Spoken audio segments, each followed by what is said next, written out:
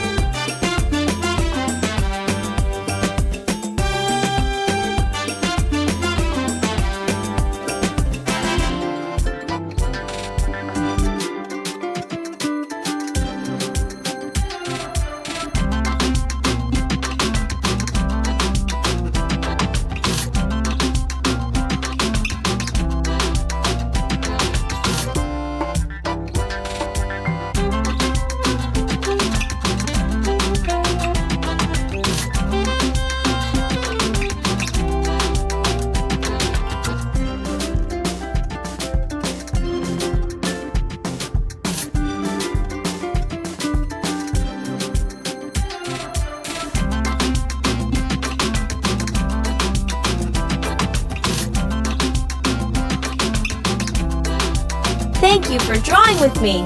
See you next time. If you ever want to draw or learn something new, feel free to come back. Goodbye for now.